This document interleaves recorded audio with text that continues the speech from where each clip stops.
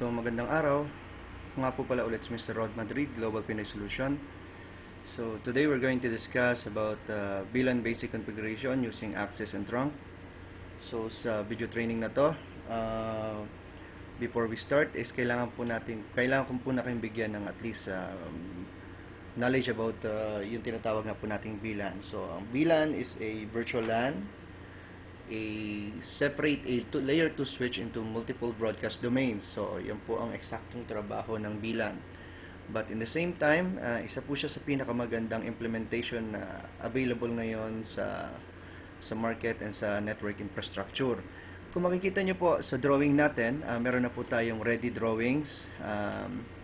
Okay, so there are some separation like on ground floor, meron tayong tinatawag na ground floor, first floor, and second floor. So, pwede po natin itong i-define like isang buong building. Then, in the whole building, meron pong department tayong tinatawag like yung IT department, admin department, tsaka student department. Or we can say it that ito pong ating building is a school premises or school building. Okay? So, on this school building, meron na rin po tayong mga na-define about sa communication through network, through cables, and even from yung tinatawag nating DHCP server. So, ito pong drawing na to is na-implement na po yung DHCP server. Okay, so let's check kung asan yung DHCP server niya. Enable. Show run. Okay, so ang ating pong full will be ito na po. Okay. So, yan po ang ating DHCP server implemented na settings. Okay, na nandun po yan sa ating router. So, na-configure na po yung full from network to default router and even yung DNS server. Okay, so next, even nga pala yung ating mga PC, it's ano na rin siya, no? Na-define na rin siya. So, all PC are in yung tinatawag nating DHCP. Naka-DHCP na rin po lahat ng PC. So, we can try to test it, no? Let's try to test from router going to PC. Fail. Okay, let's try it again. Successful. Then from PC3 to IT Department 1. Successful. So kung makikita nyo po sa network settings natin, everything is open. Open lahat ng communication. So wala pong parang restriction. It means na kahit saan makikita nung student yung computer ng IT department, yung student makikita niya yung admin department, and even vice versa. From IT department, makikita niya yung admin, makikita niya rin ang student. At ganun din yung admin, makikita niya both from admin to IT department to admin to student. So, ngayon po, lalagyan natin ng restriction using VLAN communication. So, sa pamagitan po nito, pwede na rin po siguro tayo magsimula to configure yung ating tinatawag na mga switches using access. Okay? Using VLAN access port. Itong tatlo pong switch na to, yung GPS-second floor switch 3, switch 2, and switch 1. Okay. To start, okay, open po natin yung ating ground floor switch. Okay, so sa ground floor switch muna tayo, then command line interface. Okay, enable. After this, we need to go to config terminal. Okay, after config terminal, magki-create ang first na step po using the VLAN network is kailangan po muna natin mag-create ng VLAN name or yung VLAN port na tinatawag natin. So, okay, we can start from VLAN 10. Okay, enter. Okay, after VLAN 10, ang next step po natin is lalagyan natin siya ng name. Okay, so kung makikita nyo po sa ating configuration, ang VLAN 10 is equivalent to the student. Okay, that ang interface range niya is 1 to 10. Okay, then ang network is 172.16.80.0 or /24 ang kanyang subnet mask. Okay, so we can start now. Okay, para mas at least may idea tayo dun sa ating kino-configure. Okay. Okay, so after VLAN 10, we need to go to the interface. Okay, so VLAN 10, Or pwede rin natin gawing mag-name, create muna natin yung name ng ating VLAN. So, let's type name. Then, you can say, yun na nga, student. Student VLAN. Enter. After student VLAN, okay, then next is yung ating mga interface range na. So, from interface range, okay, so una is yung ating student from 1/4 or sorry, port 1 going to port 10. So, paano ba natin i-command yan? Okay, interface VLAN FA 0/1-10.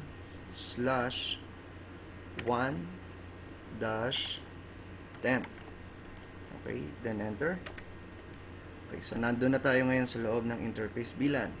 After interface VLAN, kailangan na natin i-define yung susunod na command about VLAN configuration, yung tinatawag na nating switch port. Okay, switch port mode, access. So, bago nga po pala natin i-enter ito, is bigyan ko lang po kayo ng konting idea about dito sa command na to. Actually, we have two types of switch port or yung port ng VLAN. One is access, number two is yung trunk. So, ang pagkakaiba po nila, ang access is per, we can say it per port ang implementation. Samantalang ang trunk naman is dividing yung iisang port. Isang port lang ang pinag-uusapan. Hindi katulad ng access na multiple port. Ngayon, sa trunk, ang pagkakaiba niya pagdating sa trunk is i-divide niya, kumbaga. I-divide niya yung isang port sa multiple interface or virtual interface. Then, ang isa pa niyan, ang ating pong trunk is nag-work lang po ang trunk sa pass Ethernet tsaka gigabit Ethernet. Okay? So, let's enter. Then, after that, ang next command po natin is switch port. Okay, switch port, then access.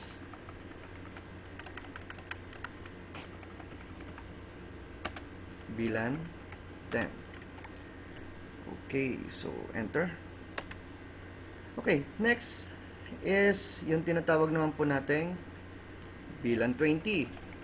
Yung kasunod naman po, yung about sa admin department naman. So, let's type VLAN 20.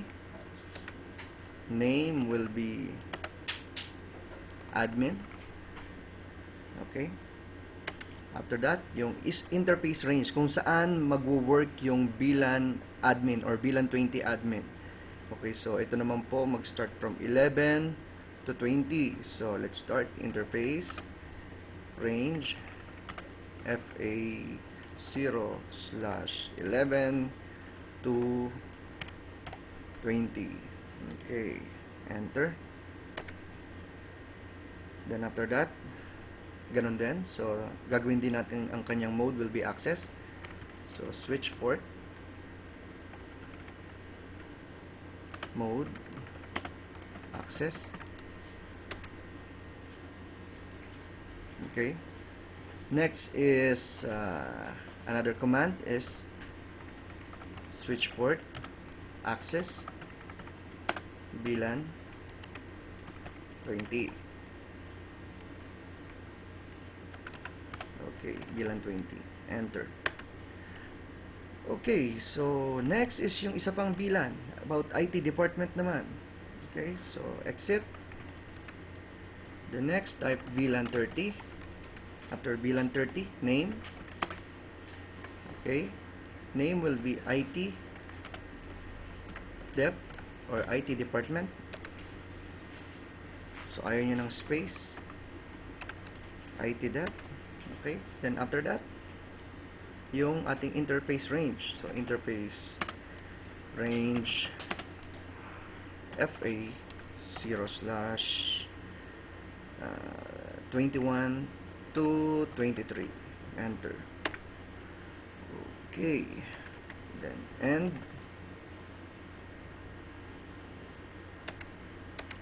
Okay, copy, run, start to save the configuration. Okay.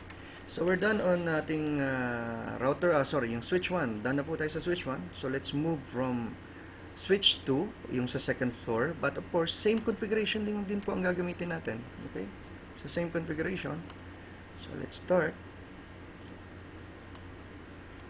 Command line interface. Enter. Enable. Config T. Okay, after config T, let's type vlan 10. After vlan 10, yung ating interface range FA 0/1 until 10. Okay, next is yung ating switch port mode access. Next is switch port access vlan 10. Okay, then let's move from vlan 20 naman, so exit. Then after that, vlan 20. After vlan 20, interface range is okay 11, sorry, range FA 0/11 until 20. Okay, enter. Then of course same switch port mode access, then switch port access vlan 20, enter. Okay, so next is exit. Then last vlan is vlan 30. Okay, vlan 30, enter. After vlan 30, yung ating interface, so interface range FA 0/21 until 23, enter.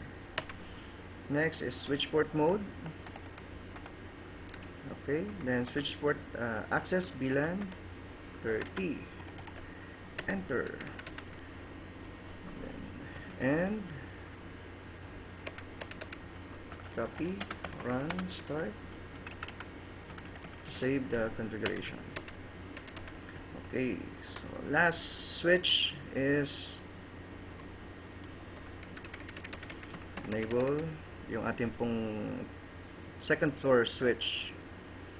Okay, so enable config T. So same configuration po, whatever we make dun sa switch 1 and switch 2. So vlan 10. After vlan 10, interface range to 1, sorry, FA 0/1 until 10, enter. The next is switch port mode access. After switch port mode access is switch port access vlan 10. Okay, so let's move from vlan 20. Okay, after vlan 20, interface range from 11 until 20. Okay, after interface range, we move to switch port mode access. The next is switch port access vlan 20, enter. So last is vlan 30. On vlan 30, ganun din. So interface mode FA 21 until 23, enter. Then switch port mode access, then switch port mode switch port access vlan 30. Okay, so and copy, run, start to save the configuration. Next is kailangan nating i-check yung ating network kung ano na ang nangyari. Let's check yung mga communication. So minimize muna natin yan. So again, magsisend tayo ng packet from student 3 to student 2. Again. So fail pa yan. And from student 3 to admin 3, fail pa rin. Okay, because na-implement na natin yung VLAN. Okay, so everything will be failed, no? Because wala nang direct connection yung ating mga computers. So na-separate na sila. So ngayon, kailangan nating i-define naman is yung tinatawag nating trunk port. So sa trunk port, ito na yung next communication para magkita-kita sila naman, yung per VLAN. Okay, so to start, we need to go back, siguro umpisahan ulit natin sa ground floor. Okay, so on ground floor, let's enter. Then after that, okay, let's go back to config terminal. After config terminal, pasok tayo ng interface FA 0/24. So bakit tayo papasok ng interface /24? Because ito pong port na to is yung ating FA 0/24. Okay, na nakakonekta dun sa ating tinatawag na mother switch, na switch 10. Okay, so let's try to configure interface FA 0/24. The next is switch port mode trunk. Okay, then after switch port mode trunk, okay, so kung makikita nyo po, kung dati siya down, ngayon nag-up na. Dati down yung ating switch port mode trunk, ngayon is up na po siya. Then the next command will be, okay, switch port trunk. Okay,